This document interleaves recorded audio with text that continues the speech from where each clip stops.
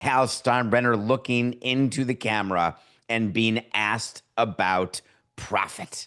He was asked a pretty simple question by a member of the media. I've seen it suggested that your revenues were over 700 million, so I'm assuming you make a profit. Is there anyone out there listening to this who actually believes that when you give a revenue number, that guarantees a profit? There is no correlation anywhere between revenue and profit. You've got to take expenses into consideration. This is not me carrying water for owners, for crying out loud. The Yankees of all teams. You think that I would sit here and defend the Yankees, an organization that I spent 18 years trying to keep my thumb on and keep the revenue sharing coming my way so we could beat them in the World Series?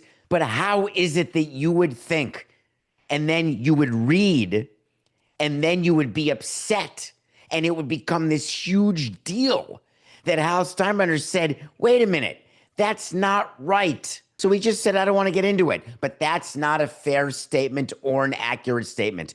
But he kept going. Everybody wants to talk about revenues.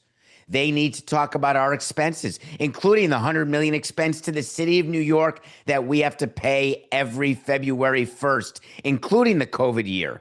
It adds up in a hurry. So here in simple English, there are expenses in baseball, like there are expenses in your life that if you don't keep track of, you end up losing control of.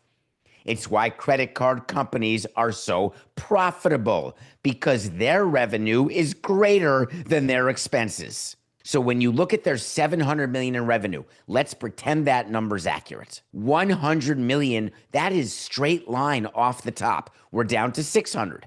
You have a payroll of 319 million, which it's not that number, but just pretend it's 319. All of a sudden, you're down to 281.